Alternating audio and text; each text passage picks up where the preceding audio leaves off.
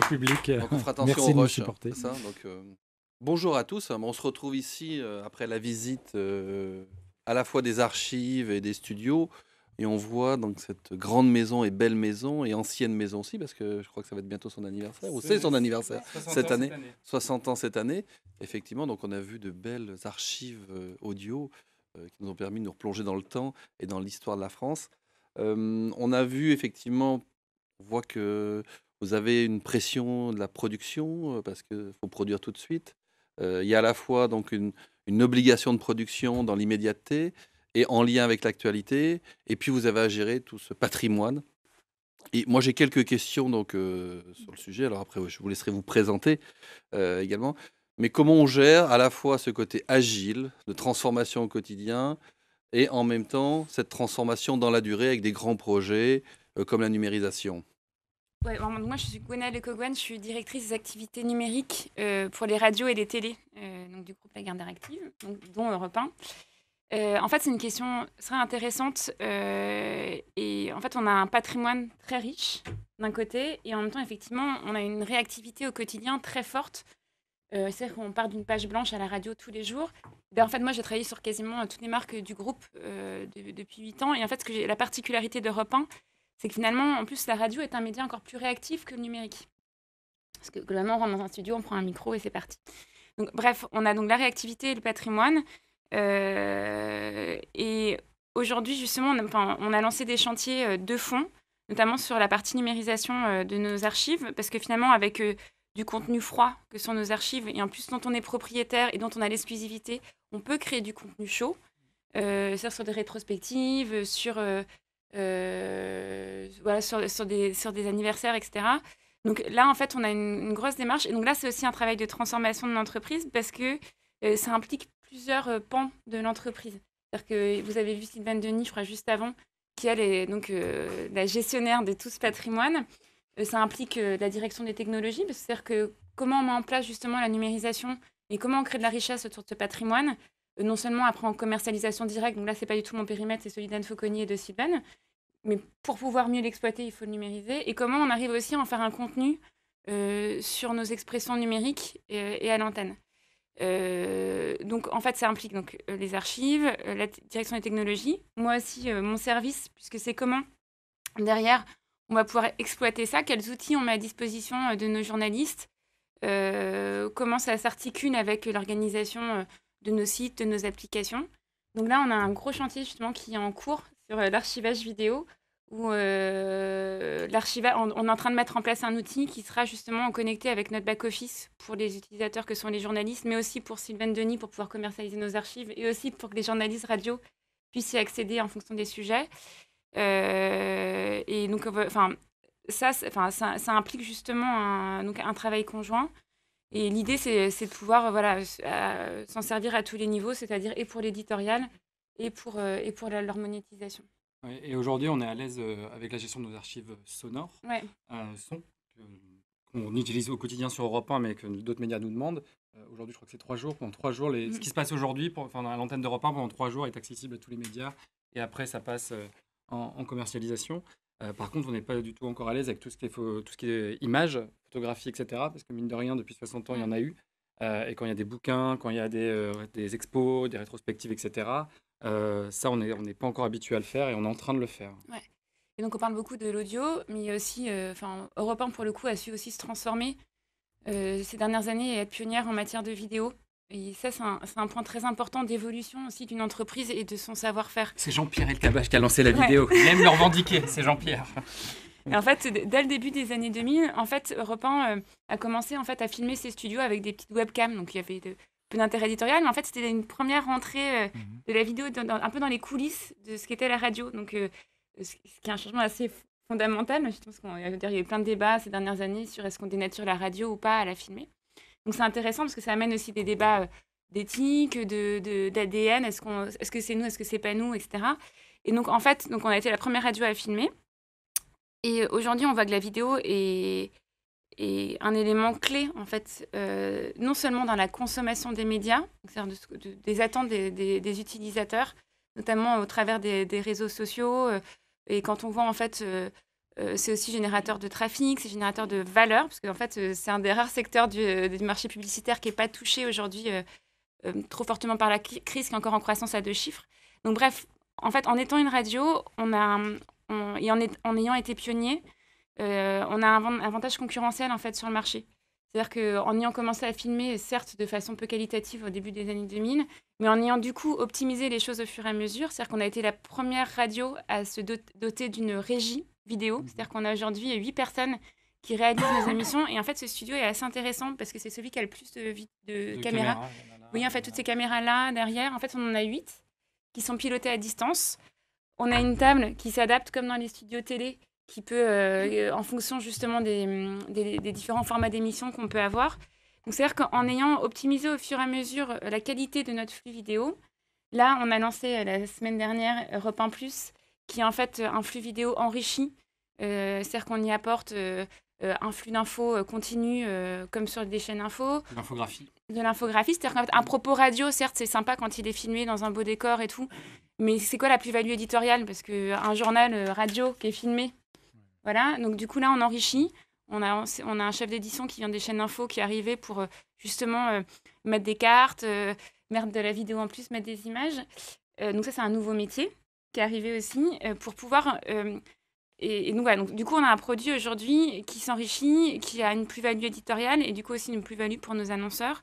Et tout ça en fait c'est fait, parce que là moi je crois qu'on est aussi sur la conduite du changement dans l'entreprise, avec surtout la transformation de nos métiers en interne, la transformation aussi de nos mentalités. Je pense notamment aux animateurs, aux journalistes, qui finalement, au début, étaient assez réfractaires, se sont dit non, mais en fait, c'est un intérêt. C'est-à-dire que moi, si je peux réagir en live à des tweets qui sont diffusés sur le live vidéo, ça m'apporte aussi de l'interactivité au sein de mon émission. Le fait d'avoir tous ces enrichissements, le fait de pouvoir aussi se valoriser versus la concurrence, finalement, ils se le sont réappropriés, donc, ce qui n'était pas facile au départ. Donc, c'est un changement de métier, parce qu'il a fallu... Il y a certaines personnes qui sont réalisateurs aujourd'hui, qui avaient des métiers tout autres par le passé. Donc, un changement des mentalités. Aussi, un changement technologique, parce que c'est-à-dire qu'aujourd'hui, produire un flux vidéo pour Europe 1, c'est pas dans ses métiers d'origine, donc il a fallu qu'on s'adapte, qu'on y fasse aussi une place sur le site, etc. La régie a dû s'adapter. Ouais, la régie publicitaire, parce que... Et là, on doit encore aller plus loin, ça fait partie de nos prochains paris, c'est de comment justement amener des annonceurs qui vont parrainer une émission radio à aussi parrainer ce flux live vidéo. Enfin, voilà, donc il y a plein d'enjeux comme ça qui impactent à chaque niveau de l'entreprise. Alors là, on a l'impression que c'est facile quand on le raconte comme ça, mais ça n'a pas été facile tous les jours, parce qu'il fallait faire comprendre en fait aussi à chacun ce que ça allait apporter dans le modèle économique et dans l'approche éditoriale. Parce que chez Europe 1, il y a toujours ces deux sujets. C'est d'abord des coûts avant d'être rentable. Quand vous filmez, évidemment, ça a des coûts. Donc, on peut se demander l'intérêt pour une radio de filmer. Mais là, pour ma partie, en tant que directeur de la com, la radio, c'est du déclaratif, c'est du médiamétrie, c'est ce qu'on appelle la 126 000. 126 000 personnes sont appelées pendant l'année pour dire quelle est votre radio préférée. Pour nous, c'est extrêmement important, comme on a eu le cas dimanche qu'on avait Valls ici, pour le grand rendez-vous. Le grand rendez-vous iTélé, ça se fait ici. Le JT s'ouvre sur France 2, c'est nos images. Donc, c'est de la présence à l'esprit. D'ailleurs, en parlant de changement, ça a été une des initiatives de Denis Oliven et de Richard Lenormand, qui sont les patrons, le président de la Garde Active et du patron du pôle radio-télé, c'est de faire des fonctions transverses, en fait, pour faciliter justement la collaboration entre les différentes marques. Avant, il y avait Europe 1 qui faisait du Europe 1, il y avait Gulli, la chaîne jeunesse, qui faisait du Gulli, il y avait les musicales qui faisaient des musicales, et on travaillait jamais ensemble. Aujourd'hui, en mettant des patrons transverses. Et ça apporte du savoir-faire, parce que là, après on vous laisse pas, sur la web télé, par exemple, sur les qualités de réal et tout, alors moi je suis en transverse, donc je bosse aussi pour la télé, et en fait les équipes télé ont été très impliquées sur la formation en réalisation, comment on fait un studio qui est et radio et télé, et télévisuel. Donc en fait, on essaie de mutualiser un peu nos forces grâce à ces fonctions transverses. Donc c'est aussi des changements d'organisation. Roland Bonnepart, moi je suis à la SNCF, je suis directeur de la sécurité, c'est-à-dire que je m'occupe de la santé des passagers et puis de la capacité, c'est-à-dire que je m'occupe des slots pour faire circuler 15 000 trains par jour. Moi j'ai été frappé en visitant ce matin des analogies entre votre entreprise et celle dans laquelle je travaille.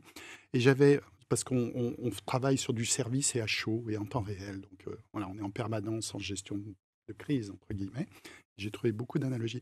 Ma question, c'était sur les investissements, parce que vous misez sur le numérique. Je pense que ça demande des investissements assez lourds. Est-ce que c'est un secret de fabrique et vous ne pouvez rien nous dire, ou est-ce qu'au contraire, vous pouvez nous dire ce que ça représente en flux financier et en effort? Ouais. Et comment comment dire, comment est-ce que vous prouvez à vos actionnaires qu'il y a un retour sur investissement? C'est-à-dire, comment se monte le pari consistant à dire le numérique, c'est l'avenir. Ouais. Messieurs les actionnaires, dépensez un peu d'argent, mais vous allez voir, demain, après-demain, dans un an, dans 2 ans, vous serez les rois du pétrole parce qu'on sera la plus belle chaîne de France ou du monde. Alors ça, c'est très intéressant comme question. Je ne vais pas vous donner du tout nos chiffres d'investissement, de réseau, Non. etc. Mais c'est la démarche aussi et Ouais. qui évolue. C'est-à-dire que, enfin, en plus, moi, je vois, ça fait 8 ans que je suis dans le groupe. C'est qu'avant, on était vraiment genre, il y avait le numérique avec son compte de résultat propre, enfin, son PNL Mhm. propre, puis le reste de l'entreprise, quoi. Mhm. Et donc, forcément, le numérique était à peu près tout le temps déficitaire parce qu'on Ouais. est sur une phase Bien sûr. d'investissement, on lance des sites, on fait des Sans trop de applications. coûts, oui. Et ce qui est en train de changer dans les mentalités, et notamment, moi, c'est beaucoup porté ça par Denis Oliven, c'est le fait qu'on ne raisonne plus numérique et puis de médias d'origine, donc là c'est Europe 1. C'est-à-dire qu'en fait, aujourd'hui, les investissements qu'on fait sur le numérique, ils doivent être pensés comme des investissements au global de l'entreprise. Parce qu'aujourd'hui en France, sur une radio, enfin l'avenir de la radio passe aussi par le numérique. Bien sûr. Aujourd'hui, il y a 11% des auditeurs d'Europe 1 qui consomment leur radio sur un média numérique. Bah, dans nos comptes de résultats, on n'est pas en train de mettre 10% du chiffre d'affaires de la radio, moi, sur mon réseau, quoi. Enfin, on ne va pas rentrer comme ça sur des comptes un peu compliqués. Idem, avec Thomas, on travaille beaucoup ensemble avec mes équipes parce que tout ce qu'on va faire autour de la communication d'Europe 1, forcément, va aussi se traduire par des communications numériques. Donc, en fait, le numérique a pour vocation à accompagner les usages et donc, forcément, les usages de la radio vont passer par le numérique. Donc, il ne faut pas identifier juste un centre de coût. Il Mhm. faut se dire que ça vient aussi créer de la valeur autour de la marque Europe 1 et de la radio Europe 1, parce que si demain on n'est pas bon sur le numérique, autant vous dire que les audiences Europe 1, elles ne seront pas bonnes Elles vont baisser. au global. Et en fait, c'est notre chiffre d'affaires au global qui va baisser. En revanche, moi j'ai la pression là-dessus. Au-delà de ça, c'est qu'on doit quand même se dire que certes, on est sur des phases d'investissement, mais bon, le numérique, ça fait quand même 10 ans ou plus qu'on a entamé une phase d'investissement. Donc aujourd'hui, il faut qu'on soit quand même dans une maîtrise de nos coûts et une maîtrise de nos revenus. C'est-à-dire que moi, je dois présenter chaque année un budget et le justifier et l'argumenter tous les 3-4 mois sur les risques ops. Enfin, vous connaissez tout ça, les estimés de fin d'année. Donc, c'est à la fois les deux. C'est-à-dire que c'est un raisonnement global de l'entreprise parce que c'est une transformation globale de l'entreprise, mais tout en restant réaliste sur le fait qu'on est dans une conjoncture économique qui fait qu'on ne peut pas être dans des perpétuels investissements. Et donc, il faut aussi apprendre à se réinventer là-dessus, d'où aussi le fait, par exemple, là, on a sorti une vidéo, je vous en parlais. Finalement, ça a impliqué très peu d'investissement. Ça a impliqué surtout de la transformation. Le seul investissement, c'est une personne qui est venue de l'extérieur en plus. Le reste, c'est des choses qui sont de la transformation progressive, etc. Voilà. Mais je pense que c'est un vrai sujet d'intégrer le numérique plutôt dans une démarche globale que comme étant un éternel centre de coût, quoi. Enfin, Il faut réussir à mettre l'entreprise à de la culture numérique, Ouais. en fait. Il faut Ouais. réussir, si vous, alors nous, on a réussi à convaincre nos patrons. Enfin, Denis était convaincu, mais ce n'était pas le cas de tous les dirigeants. Mais d'ailleurs, ils ont fait des paris en venant. Enfin, moi, je vais prendre mon cas. Ils sont venus me chercher. Moi, ça fait 2 ans que je suis là. Je venais d'une start-up du web, en l'occurrence. je venais de chez Voyage SNCF il y a 8 ans. Voilà. Et donc moi je venais d'une start-up vraiment 100% numérique, donc pas d'un média classique, et ça en venant chercher des gens aussi comme nous, enfin comme moi, parce que je suis pas le seul, on est plusieurs à avoir été, que nous venons de start-up.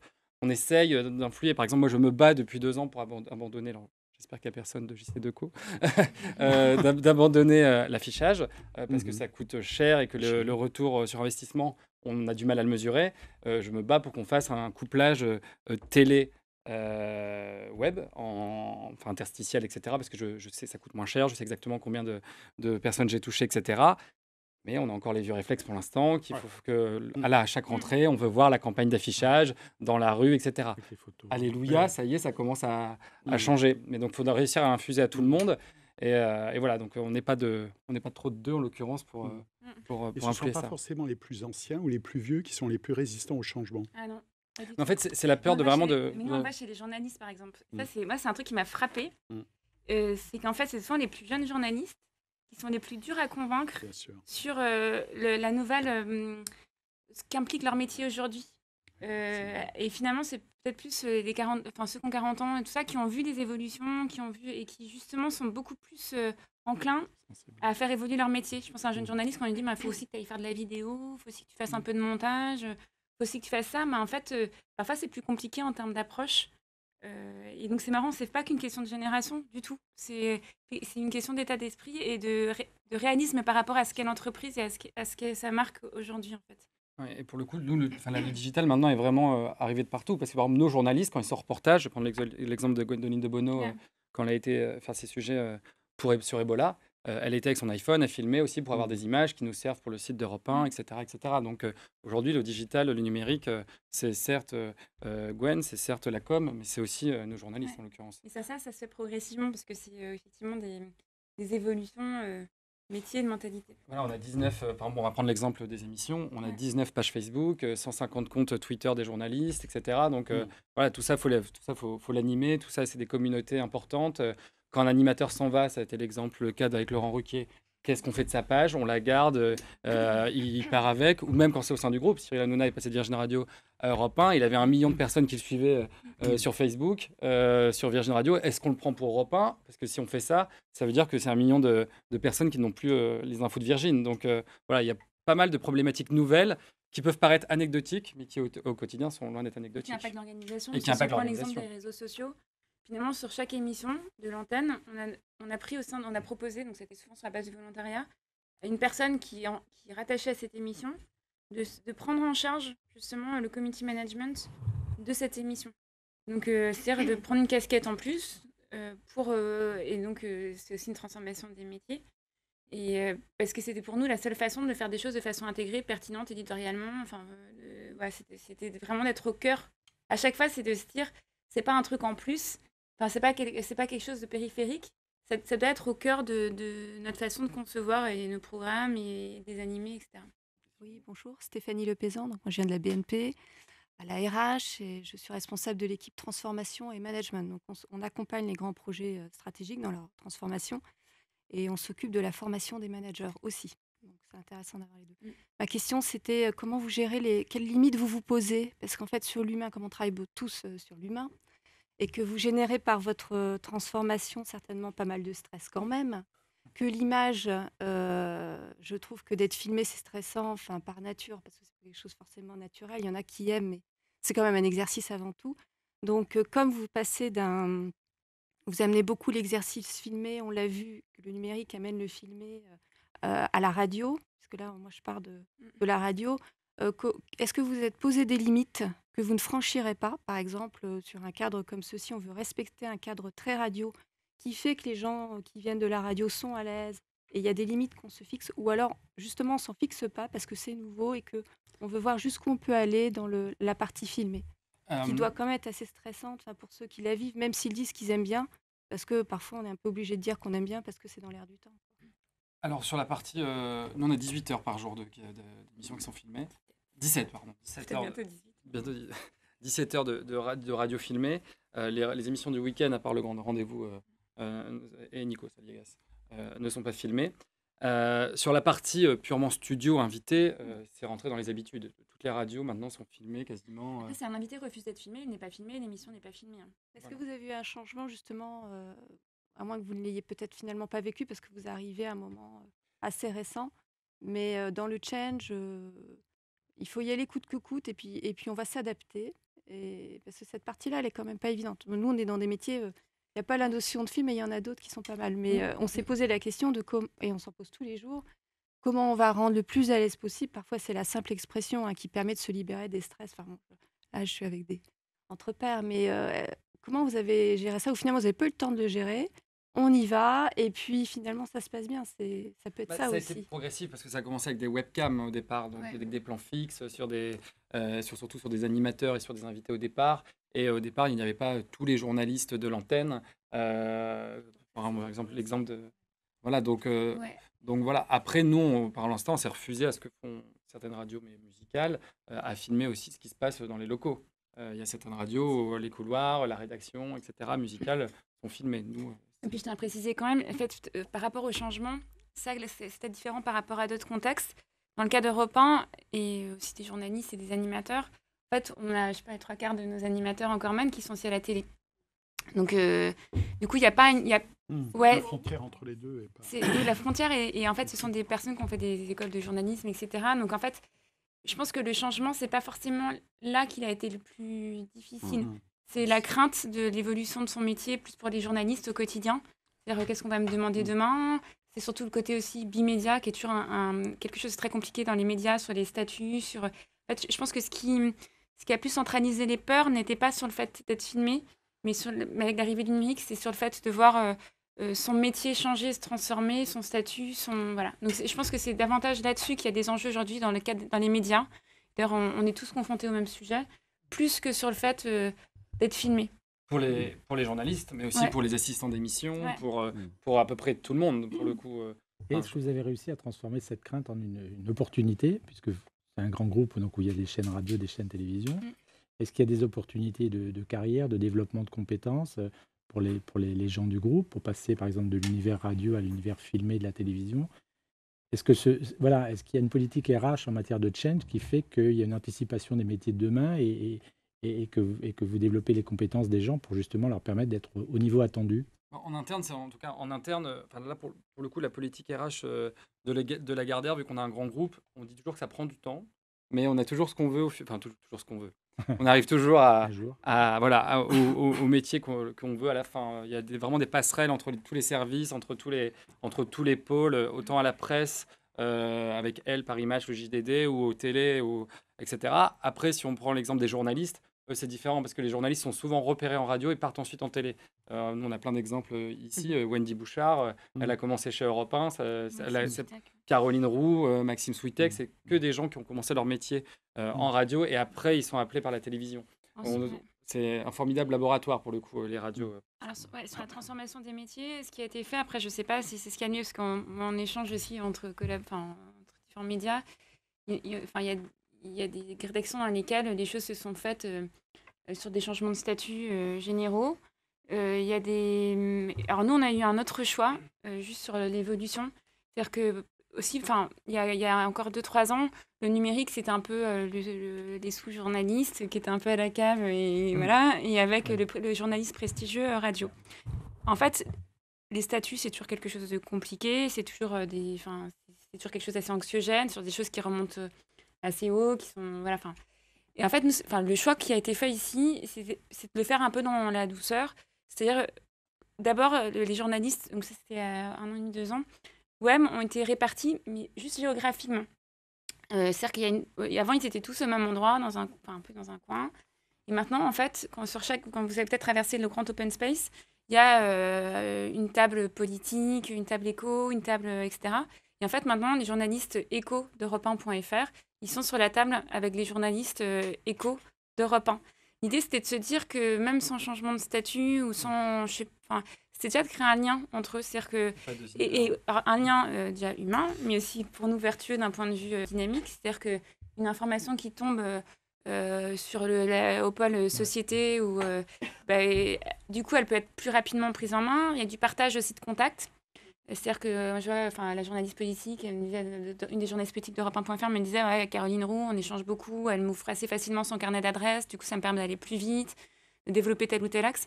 Donc en fait, nous, ce parti pris, ça avait été d'abord de se dire faisons les choses simplement et déjà agissons juste sur les géographiques. Ça c'était. Alors je dis pas que ça règle tous les sujets, mais ça a été ça. Et après, on a fait pas mal de choses sur la base du volontariat. C'est-à-dire de se dire que si on imposait quelque chose, par exemple le fait que nos reporters filment, soient équipés, ça allait être compliqué de l'imposer, parce que c'est vrai que c'est aussi une nouvelle compétence, un changement, ils sont déjà sur le front, ils sont dans des conditions parfois difficiles, ils prennent des risques, donc c'est pas facile de se dire, en plus tiens tu vas faire ça, tu vas me ramener et de la vidéo et de l'image. Donc, le seul truc qu'on leur a imposé au début, c'est de ramener de l'image, c'est-à-dire de se dire à chaque fois de prendre quelques photos, de les envoyer. Ça, c'était un prérequis quand ils partaient en reportage.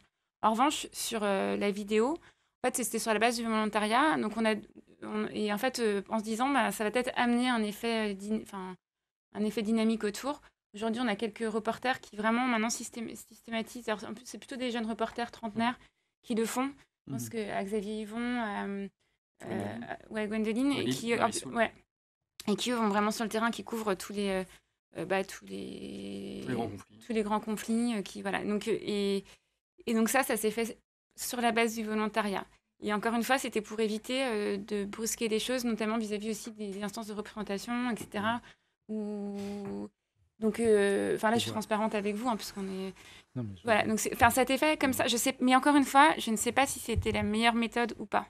Est-ce que du coup, les changements sont plus longs, mais plus acceptés, ou est-ce qu'il faut à un moment les imposer, et quitte à bloquer un peu les choses on et... en parlait des heures. Voilà, donc pour en parler des heures, nous, c'était notre choix, mais encore une fois, C'est la bonne méthode. ça fonctionne plutôt bien. Peut-être que ça se fait moins vite que ça pourrait l'être, mais voilà, en tout cas, ça a été la façon de faire. Jean-Michel Cronimount, donc je suis responsable de la partie conduite du changement pour le groupe Société Générale. J'avais une question sur effectivement cette transition numérique dont vous parlez, cette intrusion progressive du monde de l'image vers le monde de la radio. Est-ce que vous avez réfléchi finalement sur en quoi ce changement, en quoi ce changement bouleverse ou non les mythes fondateurs d'Europe 1, voilà, par exemple. Alors, juste alors, tu pourras compléter, parce qu'en plus, moi, ça fait seulement 1 an que je suis chez Europe, et du coup, moi, j'ai été confrontée un peu à ça, c'est pour ça que je peux en parler.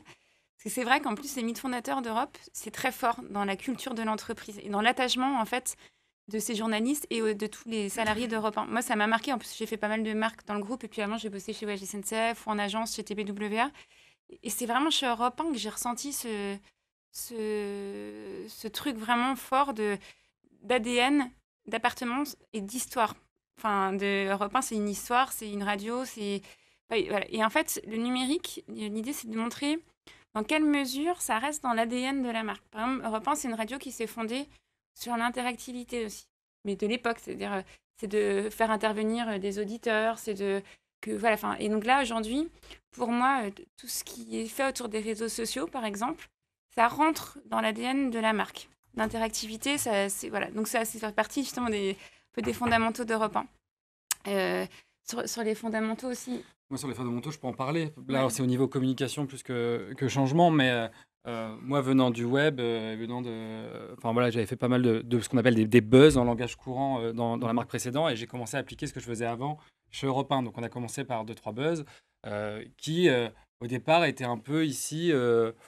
Qu'est-ce qu'on fait? On est en train de changer l'image d'Europe 1, on est en train de la salir, on est en train de la casser, etc.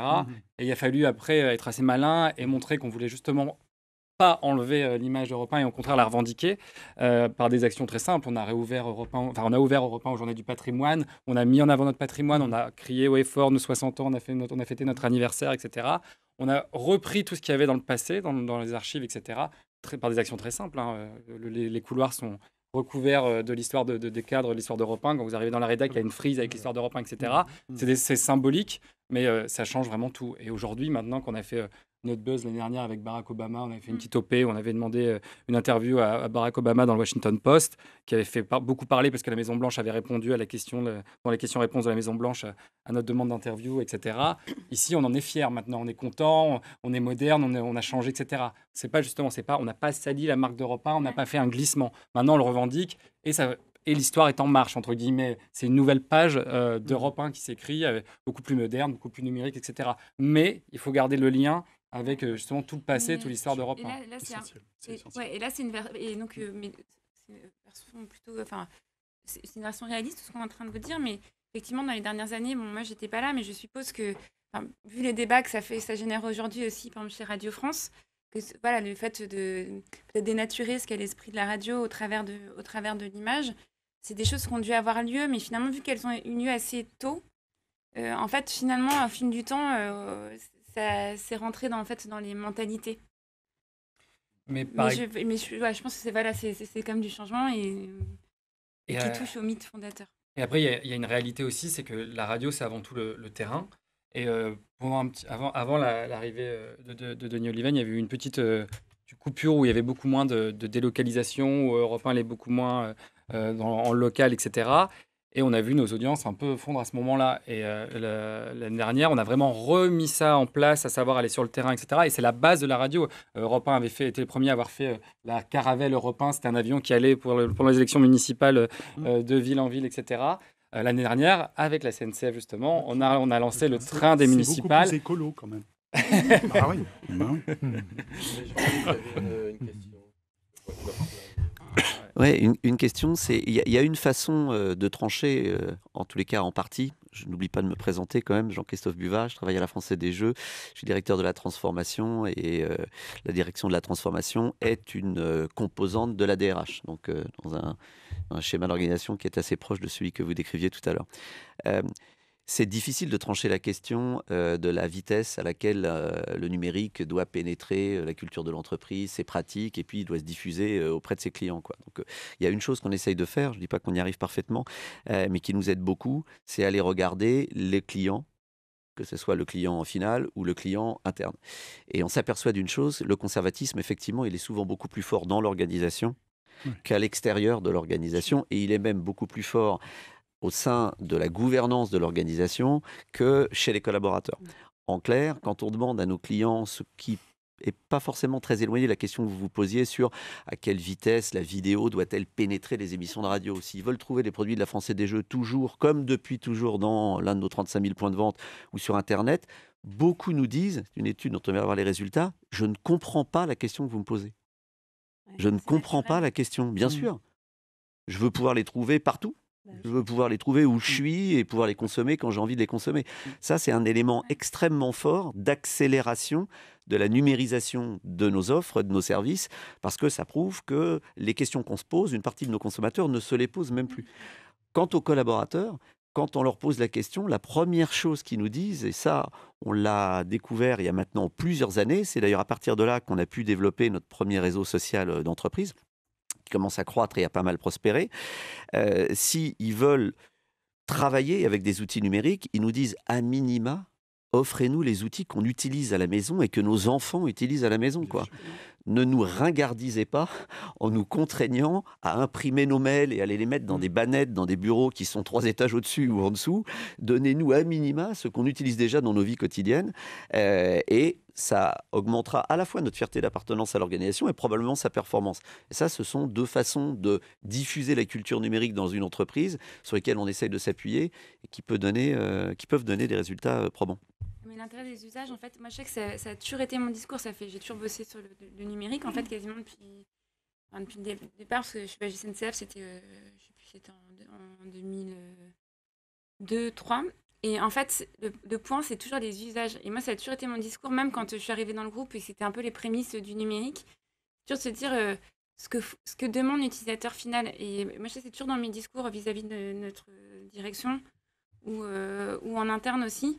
C'est de se dire, en fait, si finalement on n'y va pas, c'est-à-dire qu'on n'adresse plus un usage. Donc, quand on se pose la question de la cannibalisation, par exemple, parfois aussi sur le chiffre d'affaires, sur ces sujets-là, c'est aussi un discours, certes, alors je dévie un peu, mais c'était sur Gulli, ce qui est une chaîne télé, on se dit, est-ce qu'il faut aller sur YouTube ou pas? YouTube, c'est un concurrent direct. Pourtant, les enfants, ils sont sur YouTube. Donc, si demain, on n'y est pas, c'est-à-dire qu'en fait, les enfants même nous connaîtront, connaîtront moins, ou bien on reprend accès à nos contenus. Ça a été un grand débat d'il y a 3 ans, ça. C'était on y va pas. Mais même moi, à un moment, je me suis dit, merde, peut-être que je mets en péril mon modèle qui fonctionne très bien, parce que c'est une petite pépite numérique, justement, Gulli, et même la marque Gulli au global, d'un point de vue marché, niche, etc.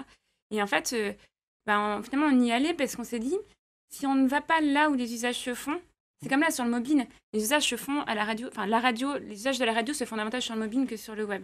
Sauf que sur le mobile, aujourd'hui, on n'a pas les modèles économiques et les marchés qu'on peut avoir sur la radio ou même sur le web, parce que les usages vont plus vite que le marché, c'est-à-dire qu'au niveau économique. Donc parfois c'est un peu dit, on dit voilà, ok, certes, les usages se font là, mais ça te rapporte combien aujourd'hui? Oui, mais demain. C'est-à-dire qu'en fait, si les usages se font là, le marché, à un moment, les annonceurs, ils vont bien être obligés d'aller investir là s'ils veulent toucher leur cible.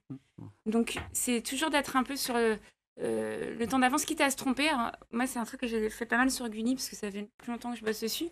C'est de se dire, parfois, on s'est planté. On s'est dit, le stratégie, c'est d'être là, d'aller partout, peut-être parfois petit et pas grand, en se disant, on sera là, et du coup, si on a passé la vitesse supérieure, si les usages se font là, on pourra le faire. Par exemple, on a été sur Xbox 360, ça n'a pas marché, il n'y a pas eu d'usage. En revanche, on a été sur HbbTV ou sur TV Connecté, et pour le coup, là, ça a pris. Alors que moi, j'y croyais pas forcément au début, mais on se disait, il faut y être. Donc, c'est toujours ça, c'est d'essayer de convaincre, moi, en interne, que s'il faut y aller, quitte à faire un investissement, mais pas forcément un gros investissement, mais c'est par l'usage versus peut-être le marché économique au départ, parce que le marché économique, il a toujours un temps de retard en fait sur l'usage. Oui, Laurence Marquisan, conduite du changement CTLM, une filiale de BNP Paribas. J'avais un commentaire sur ce que vous disiez sur le numérique versus le reste du monde. Ouais.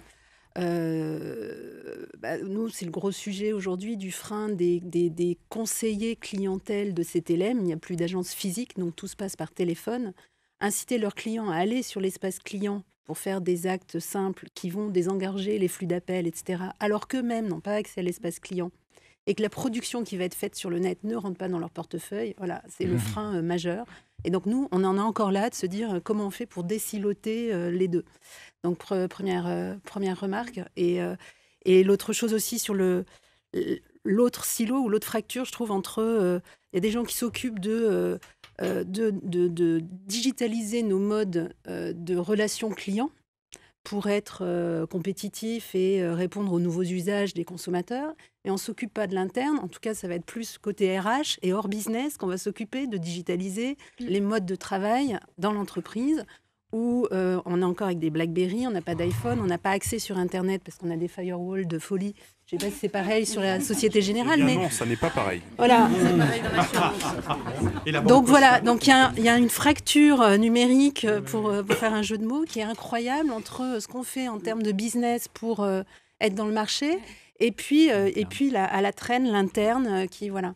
Et une bonne pratique. Alors là, je vais m'adresser à notre collègue de la SNCF, c'est que donc la RH Group BNP Paribas a lancé une enquête digitale par NetExplo. Et je crois que la SNCF, vous l'avez fait. Alors, je ne sais pas, alors dites-moi si c'est bien ou pas, parce qu'on est en plein en train de la faire, qui permet finalement de cartographier la maturité digitale des collaborateurs de l'entreprise.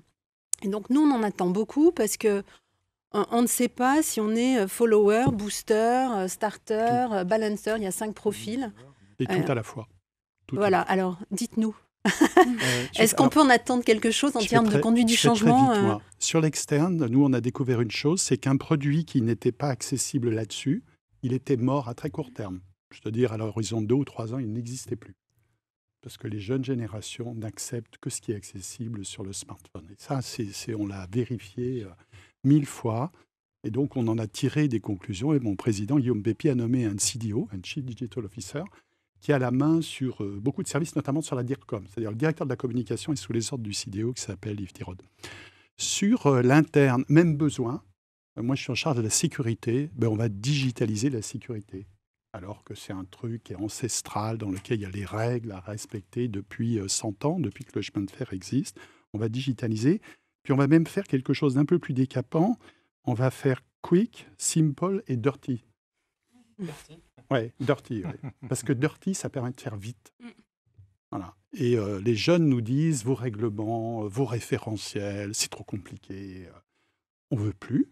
Donc faites-nous des trucs simples, numériques, accessibles, qu'on comprenne, qui ne soient pas rebutants. Et bien ça y est, on est parti. Et pourtant, c'est un domaine dans lequel, sur la sécurité, on ne peut pas lâcher le moindre truc. On va faire quick, simple and dirty. Pas que, hein. On fera aussi du très sur les profils, alors ? Et donc, sur la consultation, nous, on consulte en permanence à la fois les clients et les salariés. Dernière consultation, on l'a faite sur 100 000 salariés, sur la sécurité. 100 000 salariés. Questionnaire web auto-administré. On a eu un retour extraordinaire de 50%. Il y en a 50 000 qui ont répondu sur la sécurité des opérateurs. Est-ce que vous faites confiance à votre hiérarchie, etc. Il y avait une cinquantaine de questions. Donc maintenant, on gère le changement avec les gens. C'est-à-dire qu'on fait de la co-construction. Et on ne fait plus que ça. Parce que c'est le seul truc qui marche. Parce qu'au moins, quand vous arrivez au bout, c'est fait. Donc vous n'avez plus à vous retourner à regarder si les gens ont suivi. Ils ont suivi parce qu'ils l'ont fait. Et le rôle des animateurs, c'est juste de permettre que ça se fasse. C'est-à-dire donner la confiance, accorder la confiance, ouvrir les espaces d'initiative et laisser faire. Parce que les gens sur le terrain, ils sont hyper intelligents, ils sont branchés, ils ont toutes les qualités qui, personnellement, me manquent en tant que dirigeant. Donc moi, j'ai confiance. Peut-être une remarque.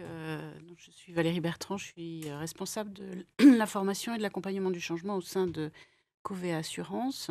Donc on est parfaitement dans les mêmes problématiques. Avec une nouveauté, c'est que nous avons amené une transformation stratégique en 5 ans, et en particulier en 3 ans en termes RH, puisqu'on passe de 3 entreprises, MAF, MMA, GMF, qui deviennent une seule entreprise avec un statut unique. Et donc, c'est à marche forcée, parce qu'en 3 ans, c'est quand même assez compliqué. Et on s'aperçoit aujourd'hui que le digital va être un vecteur fondamental du changement et qu'on va pouvoir en particulier travailler tout ce qui est méthode collaborative, management, etc. à travers ça. Et en fait, moi, la remarque que je me faisais en vous écoutant, c'est que souvent, je remarque que le digital ne fait finalement pas une révolution, mais ne fait qu'amplifier des changements qu'on a déjà ou des évolutions qu'on est en train de vivre depuis plusieurs années sur le collaboratif, qui était évidemment beaucoup moins spontané, beaucoup moins rapide et intense. Mais voilà, j'ai l'impression que finalement le digital n'est qu'un amplificateur de phénomènes de transformation. C'est mieux de le présenter comme ça en plus. Parce que ça fait moins peur. En fait, c'est la suite logique des choses. C'est une transformation sociétale, etc. Enfin, qui se fait progressivement. Et plutôt que la révolution et la rupture qui font parfois, enfin, qui sont anxiogènes justement. Sauf la rupture technologique où là vraiment on passe. Oui, mais alors nous c'est un peu Ouais. Si je peux me permettre, moi je pense qu'il y a en tout cas en interne une révolution quand même du management. C'est-à-dire qu'en tout cas, chez nous, on voit qu'il y a un vrai sujet de frein à l'échange sur des réseaux sociaux internes, de bonnes pratiques, etc. On a encore des managers qui vont reprocher à quelqu'un de passer du temps sur un réseau social. Alors voilà, est-ce que c'est du temps de travail? Est-ce que c'est du temps d'échange qui profite à l'ensemble, mais peut-être pas à la business unit? Et donc, comment on le valorise? C'est un vrai sujet, quoi, le frein managérial de la confiance sur les réseaux sociaux internes, en tout cas. Alors, la notion d'amplificateur peut être... Moi, j'ai un sujet, parce qu'on a été confrontés, alors là je dépasse un peu les cadres, on a été confrontés un peu à ça aussi au sein du groupe. C'est-à-dire qu'en fait, à un moment, on se disait innovant, numérique, on le portait au niveau du groupe La Garde Réactive, mais les salariés ils disaient, on ne le ressent pas forcément tout le temps dans notre quotidien. Et même des personnes qui bossaient sur le numérique ou tout ça, on est dans un groupe. Le numérique, c'est aussi l'entrepreneuriat, le fait de voir des idées, de pouvoir les mettre en œuvre rapidement et tout ça. Donc, il y avait un peu ce frein qui était sous-jacent. En fait, on a monté un groupe de travail il y a 2 ans, un peu dans cet esprit-là qui s'appelait Booster. Moi, dont je faisais partie, en fait, on était plusieurs de différentes entités du groupe, de marques différentes, de métiers différents. Et en fait, l'idée, c'était de voir comment l'innovation pouvait infuser aussi pour les salariés. Et se dire qu'en fait, souvent, on a des bons éléments, même qui viennent de start-up ou qui viennent d'ailleurs, mais qui parfois s'essoufflent un peu quand ils sont chez nous, parce que justement, ils sont un peu confrontés à ce choc des cultures. Et donc, à travers plusieurs éléments, donc on a aussi mis un réseau social interne en place, et avec des ambassadeurs. Donc, c'est-à-dire qu'on a été voir, on a repéré des gens qui étaient assez actifs en veille, etc., dans les différents services, qu'on a été interviewés, voir qu'on a valorisé sur notre intranet et qu'on a aussi on a pris un bassin de testeurs pour que quand les gens arrivent dessus, quand on l'a lancé, qu'il y ait déjà suffisamment de commentaires, d'activités, pas qu'ils se disent que c'était un peu nul ou que ça ne servait à rien. Et on a lancé aussi une sorte d'appel à projet. C'est là où, en fait, on a un peu le même genre de retour. On a fait un appel à projet en disant si vous avez une bonne idée entrepreneuriale, même qui n'a aucun lien avec la marque pour laquelle vous bossez ou votre activité d'aujourd'hui. Vous n'êtes pas obligé d'être sur le numérique pour proposer un projet. Allez-y. Donc, on a fait un mini-site avec des règles définies. Et en fait, c'est là où on a été confrontés aussi. Vraiment, je me rappelle un coup de fil avec le juridique et tout du groupe en disant mais alors, c'est quoi le statut derrière? La personne gagne est nommée, gagne ce concours. Donc, on avait toute une procédure après de présélection, d'accompagnement, de construction de business model. Et ensuite, une dernière séance pour défendre son projet et voir si on y allait ou pas, si on investissait ou pas. Et en fait, c'était de se dire, mais alors, du coup, ça va créer un problème parce que ça fait sortir un peu la personne de son cadre d'aujourd'hui. Donc, son manager, comment va-t-il réagir? Quel est le statut juridique de cette entreprise? Quelle est la part En fait, tout ça, ça a été des points, finalement, qu'on n'avait pas forcément super anticipés et auxquels on a été confrontés. Et du coup, on s'est rendu compte que parfois, le juridique amenait des limites aussi pour nos collaborateurs, notamment sur les propriétés d'idées, de projets, etc. Enfin, bref, en fait, c'est vrai que finalement, ça paraît simple sur le papier, mais après, ça a été quelque chose qui a amené une énergie. On a eu beaucoup de projets. Là, il y a un projet qui est en cours. Mais c'est vrai que ça a été... ça n'a pas été simple d'un point de vue cadre dans un gros groupe. Et puis après aussi de se dire, effectivement, si une personne est retenue et c'est un bon élément dans telle équipe, comment on fait en fait? Est-ce qu'on le remplace? Est-ce qu'il bosse sur les 2 projets en même temps? Est-ce que c'est lui qui mène vraiment son projet? Quelles ressources on lui met à sa disposition, etc. Mais c'était pour se dire, plutôt que d'aller sur de l'acquisition ou sur des bonnes idées. On a certainement un vivier aussi en interne qui nous permettrait de se valoriser valoriser nos salariés et se valoriser comme boîte innovante. Mais donc tout ça, même dans des groupes comme nous, des groupes médias, etc., on se pose aussi toutes ces questions, en fait. Ouais. On va revenir vers vous. On va revenir vers vous parce que c'est passionnant ce que vous racontez. Et je pense que voilà, on a envie d'aller en... Je sens, je les vois tous là, ils ont tous envie de continuer. Confirme, David. Ils veulent tous revenir. Alors déjà, maintenant, tous les matins et dans la journée européenne, bien sûr. ça va de soi. À écouter ou à regarder. Voilà, à écouter ou à regarder. Europe 1 sur son smartphone, donc on est d'accord. Et donc, je pense que par rapport à ce grand projet qu'on mène, un peu de business case sur les transformations digitales, je pense que vous avez pleinement votre place par rapport à cela. L'autre point, c'est, le 23 et 24, on a les rencontres internationales du changement, on a les trophées ESSEC du changement. Je me dis que vous êtes très très éligible sur les trophées ESSEC du changement. Ah oui. Voilà, on en parlera au jury, aux membres du jury. Mais je pense que ça, voilà, à la fois en speaker ou à la fois en candidat, sur cela. Donc je pense que vous avez toute votre place pour donner un message de transformation d'une radio moderne en relation avec la société. Ça a été dit tout à l'heure, les entreprises sont parfois en retard par rapport à la société.